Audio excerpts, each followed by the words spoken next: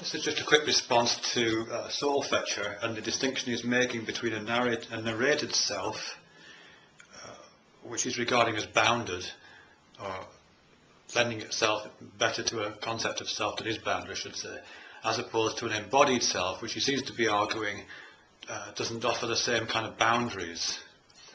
I think that's right.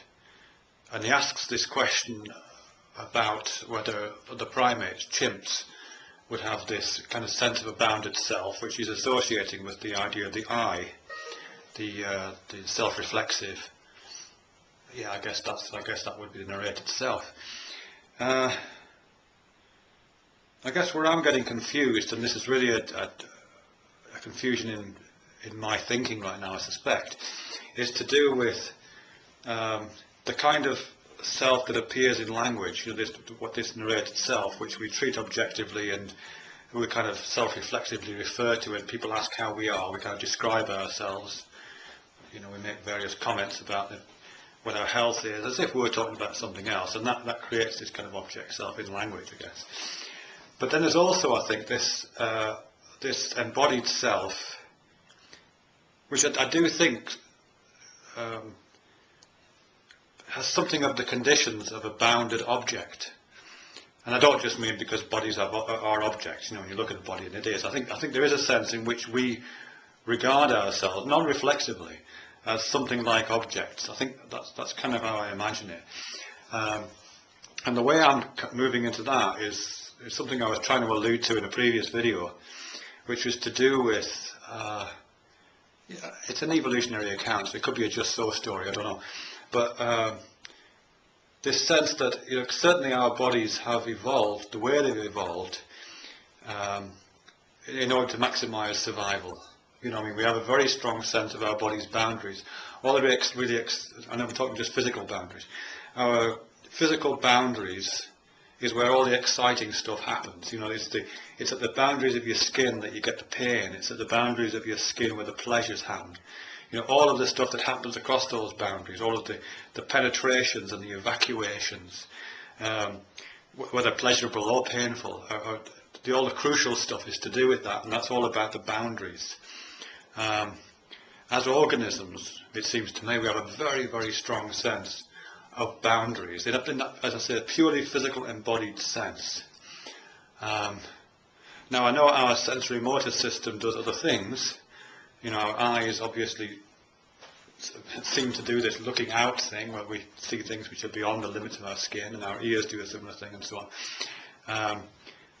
But I think crucially we do have this sense of ourselves as a physically bounded object, realized within the kind of sensory motor maps, realized within this heightened awareness of what's happening at the surface. And I think on some level there is a kind of sensory motor representation of ourselves as a kind of object, and which we probably use as some kind of template for what a self is, I suspect. I know there's all different understandings of the self, but I think one of those ways must, I would imagine, be drawn in a kind of metaphorical relationship from what a body is. Our self has integrity in the same way our body has integrity. And we feel the kind of need to keep ourselves in check, to keep ourselves in order, to stop ourselves breaking down, to stop ourselves falling apart, because that's a bad thing to happen to a physical body. You protect your body as if it was a very valuable object, and the more kind of resilient an object we conceive that body to be, the more potential we have to survive, I suppose. That's all I'm thinking.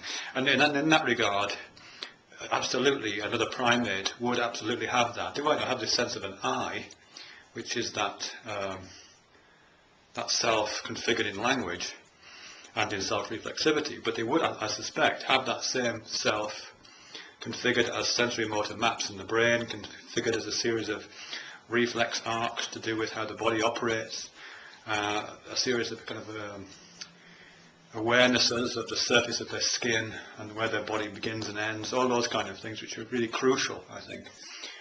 And in fact it would probably go much further down the complexity scale in terms of organisms.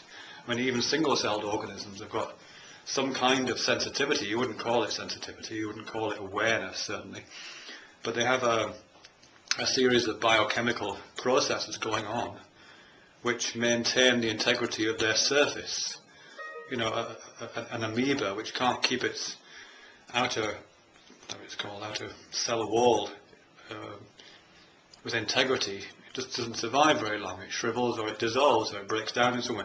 So even at that level, I think, there is this some kind of weird biochemical self-image, if you like, instantiated, of course, not in narrative terms, but in biochemical terms in that case, or in terms of sensory motor and central nervous system operations in higher animals, and in ourselves in this more complex set of accretions that form in language, in culture, in a lot of stuff we've talked about, in narratives. Anyway, I don't know if that makes any sense. I hope so.